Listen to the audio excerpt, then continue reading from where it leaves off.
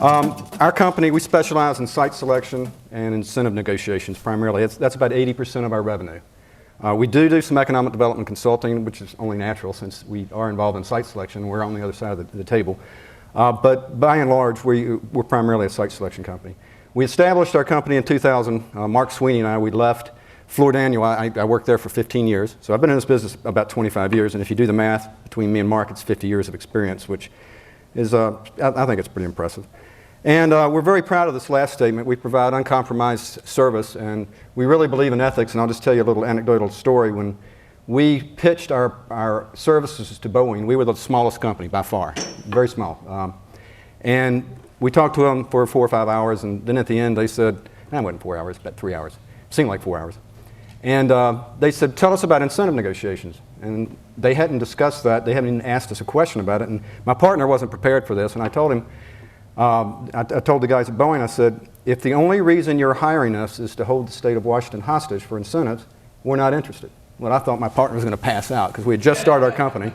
It was obvious that we were going to be hired, but apparently that resonated with them because they were really serious about leaving the state of Washington, and they wanted somebody that represented them with the highest standards of ethics, and we got the project. They called us on the way home. So we believe in this. It's very important, we think. These are some of our clients. These aren't people we talked to in the airport or people that we worked with in a past life. These are actual clients that we've had. And these are some of the economic development projects that we've had. So I think I've established our credibility here that I know what I'm talking about when I talk about economic development and site selection. These are some of our project announcements. These are only the ones that we have actually announced. Many of these we can't talk about, or we're forever barred by NDA agreements. But yeah, as you can see, we worked in every state. Actually, we've worked all over the world. And this represents our announcements here in the last couple of years. All right, let's talk about the competitive environment. When we talk about competition and the competitive environment and economic development, we're talking about jobs. It's very competitive, and you need to be prepared. If you are prepared, that gives you a competitive advantage. Now, I'm going to talk about what being prepared means. A lot of people don't really understand what being prepared means. The company decision-making is getting shorter. I remember when I first started in this business, and my first big project was Mercedes-Benz. That was back in '91 when I was at Fluor. It took us over a year to do that project. That same project my partner did in about 6 months with Nissan, and now we can do something like that in 2 to 3 months. So that has a lot of implications that it flows downhill. You guys need to be ready when a project shows up, and I'll talk about that a little later. And if you have product, you have a competitive advantage. If you don't, you're at a competitive disadvantage. And when I say product, there's all kinds of products. I'll talk about that later. I'm going to talk a little bit about the Zen of site selection. Every company, regardless of what the company is made up of basically 5 major factors. And you can see this is 8 segments, but it's 5 major factors. It's financial, marketing, human resources, logistics, and manufacturing. Now, granted, each one has a different importance on each one of those wedges, but fundamentally they're all the same. And that's very important because when we look at a community, we look at all of these factors in depth. Then there's other things such as livability, real estate negotiations, and incentives. And you'll notice that the negotiation side of it, the incentive side of it, is only one piece of the puzzle. And it's certainly not the most important piece. It's important to have incentives. I mean, that's what helps you win. But there is no amount of incentives that will make a bad location a good location, period. But the lack of incentives sometimes makes a difference of whether you win or lose at the end. So be wary when somebody walks in and says the first thing out of their mouth, tell me about your incentives, without looking at all these factors. Our process, this is nothing that's really proprietary in our industry. I think everybody that does site selection kind of does it the same way. It's the execution that I think is different. But the planning phase, that's kind of the feasibility phase. Do we invest or don't we? Typically, that's when companies will contact us after they've made a decision to deploy capital and start an investment. Sometimes we get involved in this, but typically we don't. We are contacted at the end of the planning phase, and then in phase 1, what we do is we get with a client, we determine the region, and then we come up with recommendations on viable communities. Sometimes it can be anywhere from 15, it can be 20, it can be up to 100. But this is kind of the feasibility. Now, it's important, I'm going to talk about this later, but we can do this very quickly. And that phase 1 process, it used to take months and months, and I can literally do that in a couple of days now. It flows downhill, which means you need to be ready. Phase 2, after we've made our recommendations on the communities that are viable, then We do some evaluation and looking at the pie chart that I talked about, and we investigate every one of these. We have a kind of a decision-making matrix, and we make recommendations on the finalist communities that should be considered. And then in phase 3, we do incentive negotiations after we've down-selected down to a few locations. And then, of course, then we follow up on phase 4. So it's a process. There's a beginning and there's an end. And most people do this way, whether they have it formalized or not. So what's the takeaway from that? Well, this is a process of elimination. It's not a process of inclusion. I'm not trying to find ways or reasons to keep your community into our site selection process. I'm trying to find ways to eliminate you. So if you look at this, you look at the search region, we do some screening, we have criteria, sometimes we'll look at proposals, we'll do comparative assessments, a lot of it's financial, some of it's qualitative assessments, typically labor and education. Education is something we look at more now than we ever have. And we go all the way back to the high schools, we look at the fiscal health of the education system, we look at the community colleges, we look at the university, how do they interact with each other, how do they work with industry, do they work with industry, are they planning ahead? These are things that 15 years ago, 20 years ago, we just assumed that the state and the community, they would bring about training according to our needs. That's changed. We're looking deeper and it's more holistic. Then we do a decision-making analysis, and then even at the end, we still do a risk assessment to try to find a fatal flaw. So if you, for whatever reason, you don't make one of these screens, you're out. So then we come up with a site decision. Just talk about like I said, I've been in this business for 25 years, so I've seen a lot of changes. When I first started in this business, if you look at this, this graph here, you can see on the x-coordinate, it's the project timeline. Typically, it's about 6 months. That's how it used to be. And then on the y-coordinate, it's the information of the candidate. In 20 years ago, we were beholden to the state. We would contact the state and we asked them for information, and then we would have to vet that information, then we would contact communities. And so and what this line shows is that it's how much information that how much that we had to rely on a third party. And then as we moved along the process, it was more and more original investigation. Well, what's happened is that's changed. Now, because of technology, we spend about $250,000 a year on technology, information, GIS information, and the staffing to support that. I can do a search without ever contacting the state. I don't have to do it. I don't have to contact them. All the information that I need is either free, or we can get it, or we can buy it. I can find out attainment and non-attainment status of our quality control regions. I can, all the transportation infrastructure. We can look at the power grid, although that's harder to get now with substations and lines, but we can still get it. And we can basically, in a day, we can actually do a search and say, all right, these communities work for this reason. So what you've seen is, instead of 6 months, it's cut down basically in half. And actually, I've actually done a project from beginning to end in 6 weeks. And it's because I can do it. So the old way, typically what we do is we'd call the state, we'd give them some criteria, we'd ask for some submittals, then we request more data. We'd create spreadsheets, and I'm talking about real spreadsheets, the kind that you wrote down, not computer spreadsheets. We'd eliminate those that weren't acceptable if they were egregious violations of our criteria. Then we would request specific information. We'd contact the community. We'd verify this. This took a long time. And then we'd visit various agencies and validate it. Well, now what do? Is we use client-driven criteria to screen the candidates using GIS technology. I'm going to show you an example of that.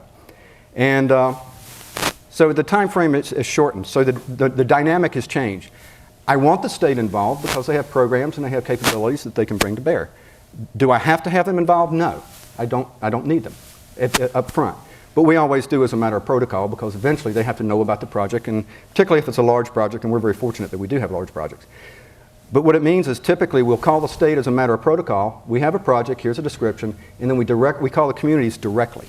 So that time frame of being able to prepare yourself is gone. You don't have 6 months. You don't have 3 months. If you don't have what we need, you're eliminated. So here's another graph. I love graphs, but if you look on the Y, the quality of the candidate site and the site readiness, how good is the community, how good is the site. Ideally, you want to be up in that top quarter. This is some kind of like McKinsey quadrant stuff, but that's where you want to be. Well, the truth is that we look at sites, they're all over the spectrum. And we have to sort through this. So if you think of our site selection process, phase 1, 2, and 3, in phase 1, what we do is we look at all these candidates' locations, and then based on our analysis, we whittle it down to 5 or 6 or 10. You may not even know you're a candidate. You may have been eliminated without me ever even contacting you for various reasons. And then even at the end, we always have at least 3 finalists. Through our process, we are ambivalent on which one wins. Any one of these will win, and that's when incentives come in. This is a process. So in phase 1, this is where your assets are recognized as relevant. This is where you position yourself. And then in phase 3, this is where you influence the decision. You can't influence the decision if you're never a candidate in the first place. So we're talking about product and talking about strategies and things like that. Okay, let's move forward here. Here's an example of our process. I talked about the wheel and all the factors that we looked at. If you can see the second slide, it shows a series of maps, and this is GIS technology. And what GIS technology is, does everybody know what that is? Maybe you don't. I'll just quickly tell you what it is. But it's a geographic information system. Its ability to have a database of information and assign it to an X, Y, or even a Z coordinate. So you can screen, buffer, sort, do all kinds of analysis and come up with some pretty good analysis from a geographic perspective. So this is an example of a project that we actually did that was in the Midwest. And we looked at labor, finance, marketing, logistics, some things in the wind energy business that were very important for nacelles. And we came up with the search region. And you'll notice in the second, you'll see with the second map, you'll see the states that were outlined in red. This is what a client said, well, these are the states we think that make sense for us. But when we did the analysis, well, it really didn't make sense. They really need to be more centrally located because of their supply chain. So what you'll see is we would layer the maps and the analysis and the data on top of each other. We'd come up with a combined score and recommendation. And this is what you'll see. Well, you see the region, and the areas that are highlighted in green, these are the areas of interest. That's what we call them, areas of interest. They're regional in nature. They're not specific communities. They're not a specific city. They're regions. These are regions that have all the essential attributes that we need for this project. It could be university, it could be supply chain, workforce, whatever. But they're all embodied in that region. That's an important thing to remember. You are a region. That's how you market yourself. One day you may just be the city of Knoxville. The next day you may be East Tennessee. I mean, it's whatever the client is looking for, that's how you market yourself. So here's an example of where we came up with regions, and then we came up with 6 communities. Now, what does this mean? Well, the implications of this are none of the states or communities had any input. They didn't even know they were being analyzed for this. The name of the company was Alstom. I don't know if anybody knows them. They're in Chattanooga, but they're one of the largest manufacturers of equipment in the power industry in the world. They're as big as, actually I think they're bigger than GE and Siemens combined. Big company, but they were in the nacelle wind generator business. I can do this in a day, literally. Now, do I do it in a day? No, usually it takes about a week, but we can do it in a day if we needed to. This actually took us a week. The client came down to our office and we talked about this. When I contact you, you're a finalist. It's not that, well, I'm going to give you time to get ready. I'm going to allow you time to find a site. You're a candidate. This is not a dress rehearsal. This is for real. I selected you as a region because you have all the essential ingredients in your region, which means that the site may be in the city, or it may be in the county, or it may be a county away. But we contacted you as a region. If you have no product, I'm going to eliminate you. If you can't meet the project time schedule, I'm going to eliminate you. If you can't sell your region, obviously you're going to be eliminated. And if a professional is not part of this process, you may not even survive the first meeting. So this is important to understand. What I could do it would take almost a year, I can literally do in 6 weeks. I think the implications of that are obvious from a readiness standpoint. You got to have your act together. You got to have your game face on when somebody shows up, and you need to have information, and you need to have product. So what is that? Well, I always preach that a sound and healthy economic development program is a 3-legged stool. It's expansion and retention. These are the companies, and it's a great source of jobs. Most jobs come from expansion of existing industries.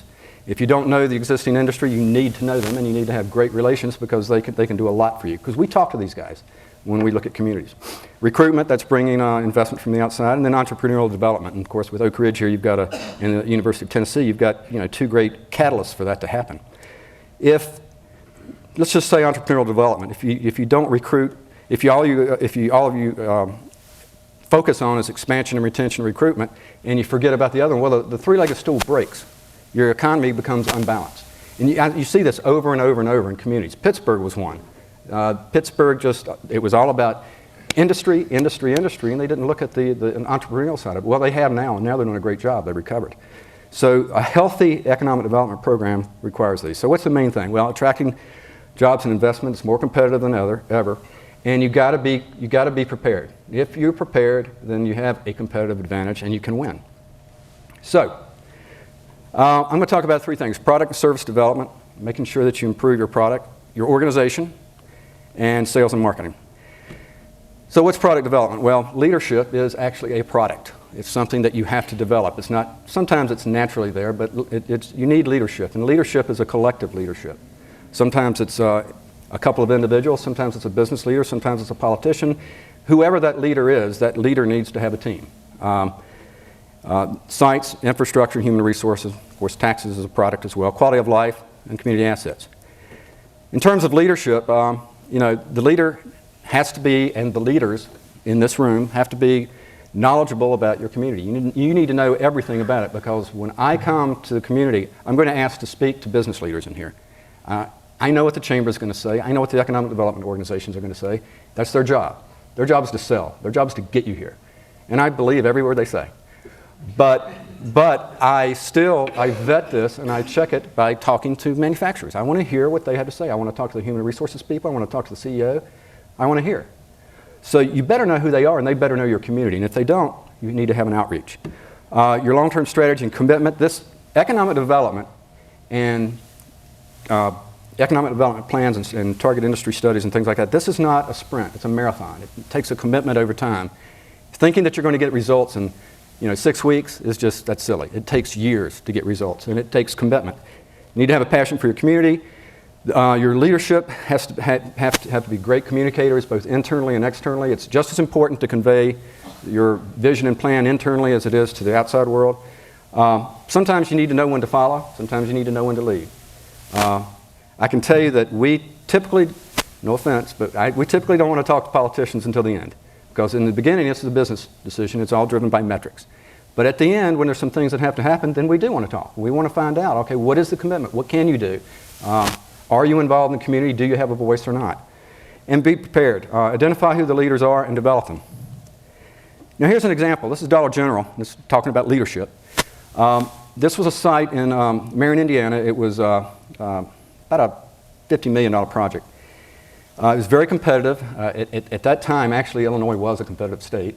We were looking at Illinois, we were looking at Kentucky and Indiana, and we selected Marion, Indiana, and we had an issue with wetlands on site. It was very small. A 404 permit should have been able to take care of that. And a 404 means it's basically administrative. You have to delineate it, but you don't have to do a lot of studies and things like that. You can administratively mitigate it. Well, the Corps wouldn't answer. They were just dragging their feet. Well, the mayor took issue with this. He went up and he went to the governor, and then he talked at the federal level, and the Corps finally said, okay, we'll look at this. And it took his leadership and it took his involvement to make that happen. Now, in the Corps' defense, it's an agency that is stretched to its limits, but still, but for his involvement, this would have been in Illinois. So, direct involvement. Let's talk about sites. It's a basic need, it's what we need, but just saying I have a piece of property doesn't mean you have to have a site. I can't tell you how many times I've gone to a community and they show me 100 acres of farmland, and I'll say, well, great, is it under control? Do you have it under option? Oh, no, but we've talked to it and he's willing to sell. We're gone. We don't have time for that. It needs to be under control, or the infrastructure is not there. Well, yeah, we'll get it there. We'll win. Well, we don't know. Let us do a study. Nope, you're gone. So you have to have sites. They have to be ready, and have a portfolio. I'm going to give you an example of one that we actually looked at this region, and we were eliminated. This region was eliminated for that very reason. Infrastructure as well is part of the site. The wastewater capacity, plan for the future, make sure that you have excess capacity, energy. With TVA, you have no problems there. great utility. And of course your infrastructure and your roads. Be prepared, stay ahead of all of this, and make sure that you can tie it in with your sites. An example of this is Severcore Steel. Anybody been to Columbus, Mississippi? Little town, quaint. It's nice little town. But certainly not a metro area that you'd think that somebody would say, all right, this is where I want to put a steel plant. Severcore, it was a startup company. They were looking at Mobile and they were looking at Memphis, I think on the Arkansas side.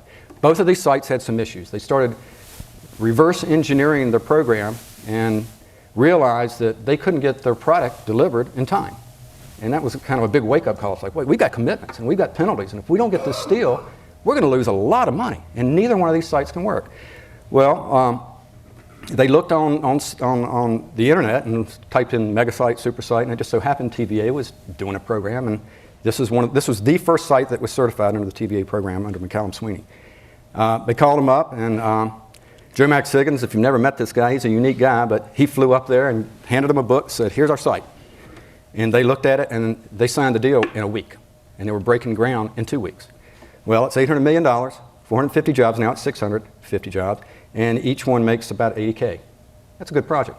They later landed, about 2 years later, they landed PACCAR, their engine plant. So this works. You have to have product. Additional examples, which everyone knows, these are certified sites that we actually did for the TVA program, but this brings home the point, if you have product, you can win one of these things. Toyota, it's Tupelo. Volkswagen, Chattanooga, Hemlock Semiconductor, PACCAR in Columbus, National Battery, there's others. Both Toyota and Chattanooga, we cautioned both of these communities that their timeline for developing the site was pretty onerous. And they really needed to think about were they willing to put in the effort and money to do this. And both of them said, hell yeah, we'll do it. And it was big, it was a lot of money. And we didn't try to talk them out of it, we just wanted to make sure they understood the undertaking that was required. And, well, look what happened. So they developed a site. Human resources. You know, it's education and training. Make sure that your staff and everyone involved in economic development understands economic development, what it takes to win, what it takes to compete, which, of course, I'm assuming this is part of that education process. And training, make sure that it's ongoing. Just be prepared. Education is it's very important not only for your staff, but it's important in your community as well. We spend more time on investigating education all the way back, K through 12, all the way up to the university system, and then the state and the community's ability to train workers than anything these days, and that's changed. So you, as a community, need to be prepared there as well. Here's another example, Nissan. Now this is kind of dating us, but it's about 10 years ago. Mississippi, they came up with a really good incentive program, but they knew that their Achilles heel was their training and education. You know, that's one of the shames of the South is our education system, and it's something that the metro regions are working at it, but the rural regions, we still have to work on that. But they knew that that's something that would probably eliminate them. So they made a commitment to develop a training program that was ongoing, and it was for 20 years.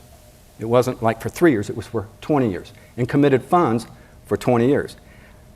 They won, and if you can look at the supplier base there and you can realize what's going on there, it was a pretty good move they made. So they understood the importance of taxes. You know, if you look at a recurring and non-recurring cost pie chart, the taxes are just a very small slice. And it doesn't mean you're going to go to a community or not, but at the end, when you start looking at the comparative cost, usually that's the one that has the greatest degree of flexibility. So make sure that you have programs that you can impact the decision at the end. Be creative. An example of this was another example. Nissan. This was actually in Greenville. We worked with a Staubach company to help them with this. They didn't qualify for a fee in lieu of, which a fee in lieu of, it was a way to reduce their property taxes considerably, cutting out almost 60%, and that was their major tax for this. So what they did is they found a creative way of accelerated depreciation through the treasurer, and it was legal, and some other ways that they could, not only through depreciation, but also some financing, that they came up with the same amount of value. And they showed the client, and we showed them, they said, okay, this makes sense. We can't get the fee in lieu of, but you've created the value in a different way. You know, quality of life, I'm not going to spend a lot of time on this except to say that everybody thinks where they live is the greatest place on earth. I mean, that's what everybody thinks. And, you know, I believe it, and certainly you believe it, and You just need to say that, but don't hang your hat on quality of life because there's a lot of great places. Just keep working at it.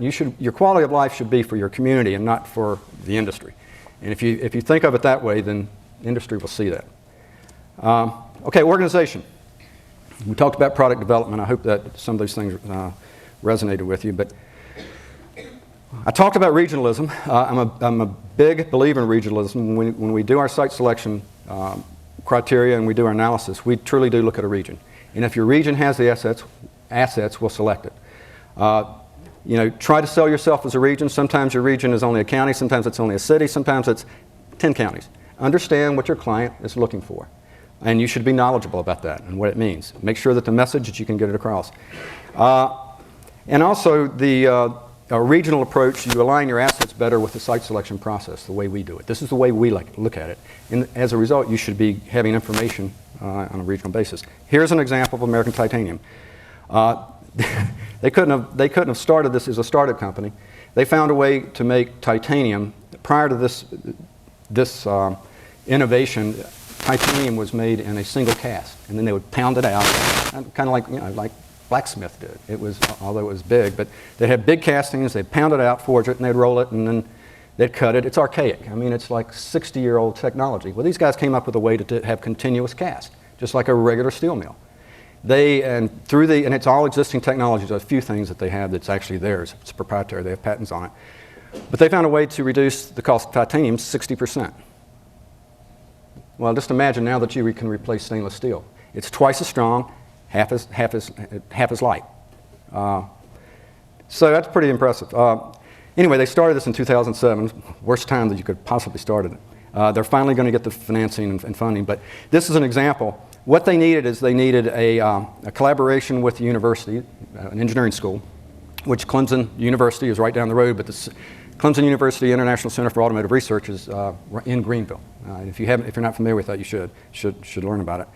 They wanted to be close to a metro region for the R&D and being able to get in and out, but they also wanted to be in an area where the cost of manufacturing was reasonable. Well, Lawrence is about 25 miles, about 20 miles south. So we looked at the entire region, the Spartanburg, Anderson, Greenville, Lawrence region. We looked at Knoxville. And one of the reasons Knoxville was knocked out is because you didn't have a site. I mean, you had the same attributes that Greenville does. Very competitive, except you didn't have a site. We knocked you out pretty fast on this one. The financing is coming together here, and Lawrence is where the manufacturing. So we have two. You have an R&D center at Clemson University International Center of Automotive Research in Greenville, and then Lawrence, 20 miles away, you have a manufacturing facility. We took a regional approach to analyze the region, and that's how they won. Strategic planning, I think this is kind of basic. Know who you are, know where you want to be, and then know how to get there. Make sure if you don't have a strategic plan, get one. I know you do. But commit to that plan and understand that it is not a sprint, it's a marathon. And understand where you're going and what it takes to get there. And if you don't have the resources, get them. If you don't have enough money, have fundraising. As I stated, commit to a regional approach. I think that's important. It helps you market better. It's more in line with how we do site selection. And also commit to staff development. Make sure that you have professionals, not only in your economic development organization in the chamber, but in your steering committees as stakeholders. Commit to training. Go to classes. Learn about this stuff. I'm not suggesting that people should take on the burden of economic development and actually decide to do their job. No. But you should be there to support and help whenever they call on you, because I'll ask to speak to you and you need to be knowledgeable and know what you're saying. Sales and marketing. You need to look at your market, your target markets. What are the things that you can win? What are the things you obviously can't win? What are the things that you aspire to win? Are there industries that you think you can go after and it requires significant resources? Are you capable of those? And make sure that they're attractive to the community and that you can actually recruit them. They'll differ for each segment in terms of the strategies, but again, understand who you are, where you want to go, and then what's the process and the path to get there. Without a plan, it's very difficult to market effectively in economic development. I talked about this earlier about investment jobs from the outside, recruitment, expansion, entrepreneurial development, and I talked about it being a three-legged stool. I really believe that. It's not just talk. If you don't invest in each one of these in the appropriate measure that's appropriate for each one, you're going to have an unbalanced, very unbalanced economy. And all you have to do is look at places on the coast, and in Florida, where tourism and housing kind of drove the market, and manufacturing industry, there was a lack of it. Well, they're suffering, and they're going to suffer for years and years and years. They're not going to recover as fast as everybody else. And it's because they have an unbalanced economy. In terms of communications, go to your prospect's place, go visit them. We always invite people to come see us. We're one of the few consultants that welcome people to come visit us. We like them. We think when you do business, business is between people. With technology, we can do things so much faster than we could back then. It gives us more time, and it should give you more time to develop relationships. Relationships are more important now than ever. People say, well, it's all about technology. No, it's not. Technology is an enabler to get people together faster to start talking about deals. And if you use it, then good for you. You'll have a competitive advantage. If you don't use it, you're behind. Print media and web, things like that. Social networking, we're behind the curve on this. I still haven't gotten a tweet thing down yet, but my staff has. They're showing me how to do it, and they're making fun of me a lot because I don't really know what I'm doing. But social networking and LinkedIn and things like that, the ways to get to know people is great. And as a matter of fact, that's what gives us an advantage. As a small company, we use this, and we can respond, and it works very good. Oh, where did this come from? Some of when we talk about communications, I've seen these things individually, and sometimes I'll read about them, but you kind of just look at a chart and says, all right, top 10 green job growth companies. Oh, there's Knoxville. It's always good to summarize this and let people know. You can't let people know enough. And this was sent to me, and I was like, damn, that's pretty impressive. I mean, it really is. That's very impressive. Okay, some summary points and takeaway. Take an objective look at yourself. If you don't have a target industry study, or if it's out of date, renew it. You should do this about every 4 to 5 years. And be objective. Aspire for greatness, but understand that what you are is what you are. And to change sometimes is very difficult. But if you are committed to change, then do it. Don't just talk about it. Look at your resources, capabilities, adjust accordingly. Do you have the money? Do you have the staff? Do you have the resources? Do you have do you have the will? Make sure you do that. Make sure that you develop your capabilities for product development and deal-making capabilities. This is not only the site, but also the ability to close a deal when it comes to incentives, that you can react quickly. Doesn't mean, sometimes the best incentive is speed to market. I'll give you an example. You get $1 billion investment in an automotive facility, and the carrying costs on that for every month that you're late, if you assume about an 8% interest rate, internal cost of capital, is about $4 million per month. Well, that's not a lot, but it's $30 million a day in lost sales opportunity. So when you say, well, what does a week matter? It matters $30 million a day to an automotive manufacturer. That's what speed's about. And not only could they miss the opportunity to make that sale, they could also miss the opportunity to ever recapture that sale because they're not there to the market first. Very important. Time frames are getting shorter. I showed you how we could do a site selection program process in about, the phase one, we could do it in a day. Typically, we can do it in a few weeks. What does that mean? Well, there's a deadline. There's a beginning. There's a lot of stuff we do, and then at the end, there's a decision made. When I show up at your doorstep, you're not a candidate one of 30. You're probably one of 6, and you're probably a finalist. So you need to be ready. You need to have you need to have your sites. You need to have your information. You need to already be thinking about the deal. You need to understand as much as you can about the project. With our company, we like to tell our clients as much as we can about the projects. Sometimes we'll get in NDAs, but try to find out as much as you can. And the only way you can do that is to develop trust. If I trust you, I'll tell you. If I don't trust you, I won't. I have to cover myself. But if I trust you, I'll tell you everything I possibly can about this project because I know you can respond better. So trust is very important. Communities need to be prepared. Be ready for development. And ready is not just about the site, it's about everything. And trying to develop a policy as you go, saying, well, when one shows up, then we'll react, that's a recipe for disaster. It just takes too long. You don't have time for that. You should anticipate what a prospect will want and then be ready if one comes along. I think it goes without saying economic development. It's not simple. There's a lot of moving parts. It's very complex. Regionalism, I showed an example of regionalism, why it's important. It's important from a practical standpoint, but it's important because that's the way we look at the world, and that's really the way that the company looks at the world. So you guys, in turn, have to look at the world in a similar fashion. and it's marketing. So you have to match yourself to with the eyes of your client. And a toolbox of incentives, again, you can make sure that you have incentives, that you can use them if you need to. I'm not saying that you have to every time. You know, as a consultant, that's like a fox in the hen house telling you, don't worry about incentives. But you know, incentives, sometimes that can be the most important element at the end of the project.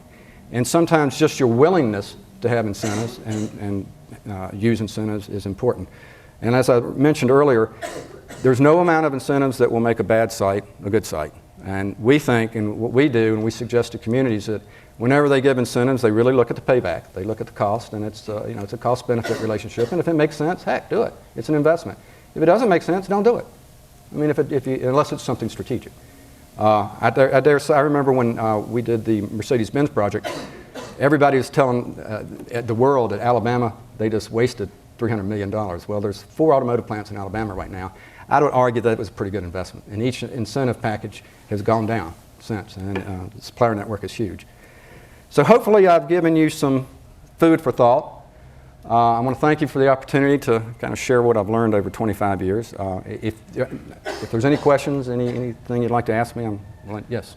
Yeah, don't put you on the spot, but could you do a quick SWOT analysis of your perception of Knoxville, where our strengths and weaknesses might be? Well, your strengths are, obviously you got a university, you got one of the finest research labs in the world, just next door. Matter of fact, I talked about a potential prospect with someone just a while ago about that. You're on an interstate, you got a great rail system. You know, the fact that you have TVA here in your backyard, TVA is very aggressive, TVA is very progressive. You know, those are strengths. The challenges are, you know, your topography, it's a challenge. I mean, let's face it, it's hard to find flat land here.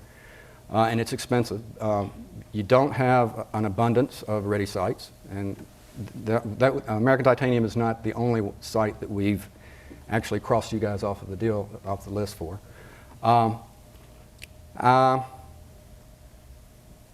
are about the only other things that I can say that's maybe a weakness. If you look at the city, you stack up pretty good, but once you get outside and start looking at the rural areas, you're fighting the same fight that everybody's fighting, which is very, it's apparent. I mean, you can't hide those numbers. And I think what you do is you don't ignore it. You understand it, you address it, you try to find a way to correct it, and then, you know, you promise your the manufacturing companies when they come in that you'll have a plan to mitigate that, not only at the K through 12, but immediately for potential employees. It's a two-pronged approach. Yes, sir. Could you speak for one moment to, we have a number of elected officials that are here today, and I thank them for being here. We've been through a lot of processes to try to increase our land base. We have about 600 acres, plus or minus, that we control. I've sat in on a lot of the meetings. The public perception is, let's say you need to buy a bed and you need a bed tonight. You go to the bed store, you've got to buy a bed that's at the bed store. You can't order one. It's a similar concept. We had a very a healthy discussion and debate over an industrial park, which ultimately failed, and it failed because of public clamor and against the park, which I understand. But the cornerstone of that debate was the fact that there's thousands of acres in and around Knox County, which they are. But they're privately held, and to your point, which you've made, there's a big difference in land that the municipality controls and all the other land. If you could try to, in a minute, impress upon everyone here the huge difference in those two things. Because I had a conversation yesterday with an elected official that said, well, Lord God, we've got thousands of acres. What are you talking about? Well, I just showed you one project that we struck off because you didn't have property, and all I was looking at, we were looking for 150 acres. That's not big. I mean, that's not a big piece of property. I'm a firm believer that the private sector should be the one you look to first. But the private sector is driven by different metrics than the public sector. The private sector is the return on their investment, and they're going to flip the land to make a profit, not to create jobs. I mean, there are some that have altruistic motives, and they want to help the community. But by and large, the businessmen aren't going to do that. So if the private sector doesn't step up to the plate, and there are ways you can induce them through infrastructure and, you know, helping them have a joint collaboration, then it's up to the public sector to create that property and make it available. Otherwise, you're going to lose. and over and over. And if they're okay with that, losing projects because they don't have property, well, then okay. But I would suggest as leaders, that is not acceptable, and that's just not an acceptable route. You're losing big projects. And you said you have about 600 acres. Hyundai in Montgomery sits on 600 acres, so that kind of puts it in perspective. You'll never get a mega deal if you don't have a mega site. You're gonna be fighting over the scraps that everybody else doesn't want. This is a great area in the state. I mean, it's a great area, and companies will look here, and companies have looked here, and companies have walked away for the simplest of reasons, which should never happen. A site that should just never happen. They should walk away for a different reason, because the deal wasn't right, but they should never walk away, and you never even have a chance to try to close the deal. Is that pretty clear? Okay. Yes. I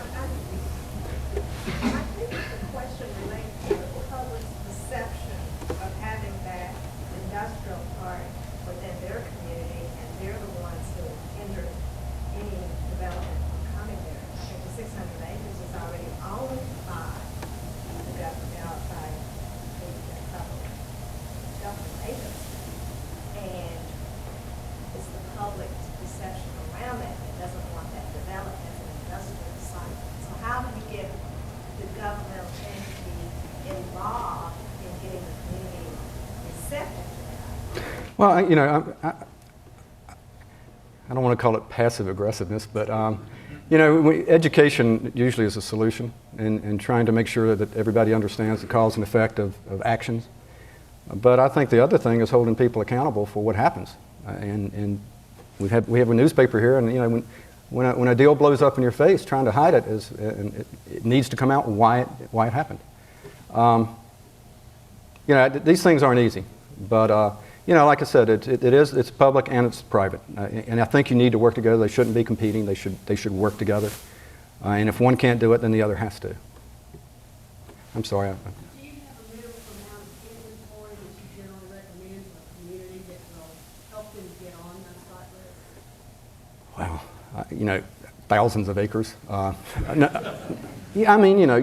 A community this size, having one industrial park that is apparently is dysfunctional, that's a huge problem. You should have several industrial parks, not just one. You should have several, and it should be a combination of public, private, whatever. But you should have several, and you should have several large holdings of land, whether you own it or you control it, or you've got a cooperative agreement with a private landowner that, all right, we've got an option on this, and we'll bring infrastructure. We've got, you should identify those things.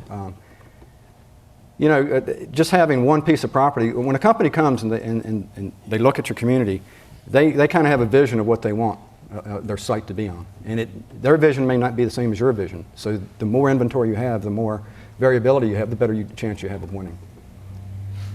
Yes, ma'am. You talked about trust earlier. Can you talk a little bit about how critical it is that when you're working in a community, how critical confidentiality is to that process? It's crucial. If something shows up in the press before it's time, and it's because of an economic developer, you're cut. And I'll probably never come back to your community again, because I can't trust you. It's very, very important. It's not because my client has me sign an NDA, and sometimes I make you sign an NDA, and you have to honor that. Personally, I think that NDAs sometimes just get in the way, and it's important for people to trust each other. It's important for two reasons. One, because you can get eliminated, but more importantly, if I trust you, I'll tell you more. And the more information, knowledge is power. The more information you have, the better you can respond, and the better your chances of winning. It's crucial. It's just absolute. Any other questions? Yes, sir. How's business on your side? Are you seeing more companies now looking to grow, expand? Yeah, we are. And I think we're the bellwether of the economy. When we start getting busy, a year and a half from now, everybody's going to start getting busy, and we're covered up. We're sending out between 3 and 5 proposals a week. And we didn't do that back in 2006 and 2007. So it's starting to pick up, and it's every sector. Yes, sir. You've talked a lot about the readiness of the community, and you also said something that I think is very important. about how every community thinks they're already free. Mhm. And they're all doing this. I'm curious, do you ever do what I'll call a scorecard for a community? And to say, these are the things that we think you're missing. You know, I think sometimes community leaders and the elected officials struggle, as was mentioned earlier, with getting the message out as to what the weaknesses are. Because oftentimes the average citizen, if you will, thinks, well, this is already a great place. But do you ever do something like that where you give a report card to help the leaders and elected officials kind of lay out a vision for not only what they need to do, but what the community as a whole needs to do? As a formal offering, Yes. no. Is there a firm that does? Oh yeah, well, Avalanche Consulting, they do it. They're good. But at the end of a project, we go back to the community and we give them a debrief, and we kind of do that about that project. But no, I think that's very important, having a scorecard from a third party who's objective, who will point out all the warts and point out all the problems. The worst thing you can do is evaluate yourself. Yeah, that's just a mistake. You can't do it. You can't be objective. That's just the worst thing you can do. Point. Yes, sir. Are you hired by both the community and the corporations? No. Oh, absolutely not. You mean like at the same time? No. No way. No. As a matter of fact, we reserve the right anytime we're working for an economic development entity that we can step out if we have a conflict. And we've done it. As a matter of fact, when we won Boeing, we had about, and we're a startup, we had about $500,000 worth of work in economic development, and we suspended all of it. That hurt. I mean, that hurt bad. But we did it, and because we had to, because it was the right thing to do. Yes, sir. With the competition on the incentives, can you talk about what the net cost for jobs ends up being when these communities end up fighting against each other to try and bring one of these projects? Oh gosh, I mean, it's all over the board. I mean, it can be, $5,000 a job, and it could go up to $100,000. I mean, for automotive deals. But you have to really look at a lot of when you read what the incentive offering is. A lot of it's hype.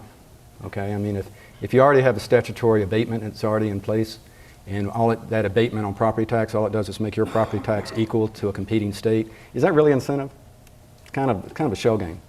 It's like, well, we're playing with the numbers. They've never depended on that for revenue. They don't expect it for revenue, but they make it look like they're giving you an incentive. I would say that's probably not. But when you talk about hard cash, when you're talking about grants and training, in-kind services, things like that, those are real incentives. Again, though, I want to get back to sometimes the best incentive is speed to market. And being ready is the best thing that you can provide a client. Give them the choice, and I just gave an example of the automotive situation where they're losing $30 million a day, and if you assume 4% profit on that, that's every day they're losing a couple $1 million. Every day. That kind of pales in comparison if you give them $20 million. Yes? Is there a way, going back to this failed business part, that's really nothing to do with the people in that community? I'm convinced if they were going to put it in West Knoxville, where I live, people in West Knoxville would have risen up and stopped it. I think wherever it was, there would have been an uprising. That's human nature. Is there a way, other than elected officials, achieving it, to move forward in that arena? Because I think that we here in Knoxville will spend probably the rest of our lives trying to educate and convince people that we need 3,000, 4,000, 5,000 acres in inventory to do these projects. And I think absent elected officials and other political leaders forcing the issue, which is a difficult task for those folks at best, I'm not sure that there's another route. Well, I mean, if logic doesn't work, then you have to go to the heart of the matter. And here's a picture of my children living here in Knoxville, and here's a picture of my children living in Greenville, or living in Winston-Salem, or living in Richmond because they can't get a job here. Sometimes that kind of brings it home.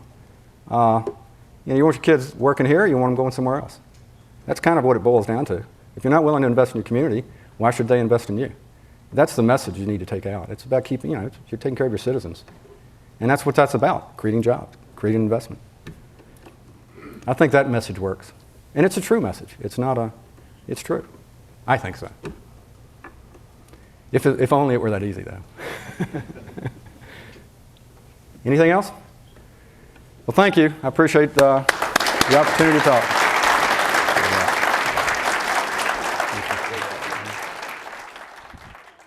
That was really a great job, very enlightening.